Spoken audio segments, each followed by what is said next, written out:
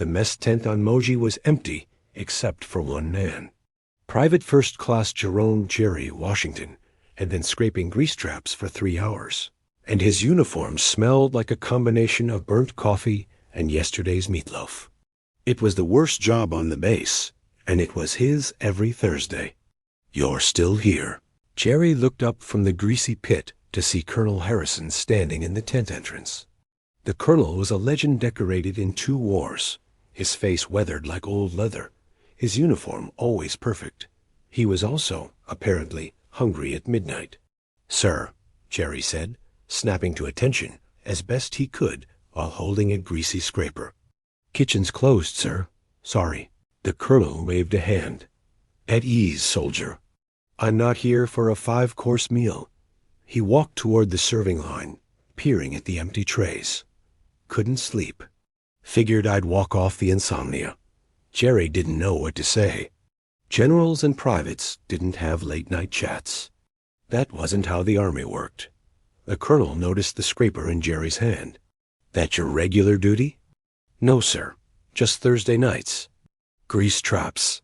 Jerry held up the foul-smelling tool. "Somebody's got to do it." The colonel nodded slowly. "You know, in the First War, I spent 6 months digging latrines. Thought I'd die there. Smelled worse than that, if you can believe it." Despite himself, Jerry smiled. "Hard to imagine, sir." "True story." The colonel pulled out a chair and sat down heavily, suddenly looking less like a legend and more like an exhausted old man. "You from around here, Private?" "Chicago, sir.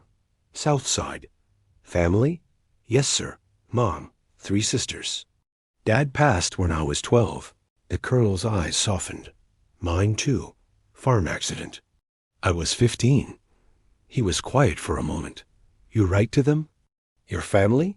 "Every week, sir. My mom saves all the letters. Says she's got a shoebox full." "Good. Keep writing." The colonel stood up, his knees cracking. "That shoebox will mean more to her than any medal you'll ever get." He walked toward the tent entrance, then stopped. "Private Washington." "Sir? What's your favorite thing your mom makes?" "When you go home." Jerry thought about it. "Peach cobbler, sir. She makes it every Sunday, even when it's not peach season. Uses canned peaches, but it's still the best thing I've ever eaten." The colonel smiled a real smile, not the official one he wore for inspections. "Peach cobbler. I'll remember that." He pointed at the grease trap. "Finish up and get some sleep. Tomorrow's another day." He disappeared into the night, leaving Jerry standing there in his greasy uniform, holding his scraper, utterly confused by what had just happened. The next evening, Jerry walked into the mess tent for dinner and stopped dead. On the serving line, right next to the standard issue meatloaf and mashed potatoes, sat a single tray. On it was a small dish of peach cobbler, steam rising from its golden crust. A handwritten sign was propped beside it, "For Private Washington." Compliments of the colonel. The other soldiers stared. Someone whistled. Jerry's face burned, but he couldn't stop the grin spreading across it. He took the cobbler to an empty table and ate every bite. It wasn't his mother's couldn't be, but it was close.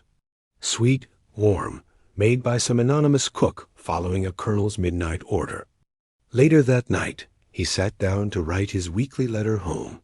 For the first time, he didn't just write about the heat and the mud and the homesickness. He wrote about a colonel who remembered a private's mother's peach cobbler. He wrote about how, in the middle of a war, on a forgotten island, a simple kindness had made him feel like a person again, not just a soldier. He sealed the envelope and placed it in the mailbag, knowing it would be weeks before his mother read it. But somehow, that didn't matter. The story was told.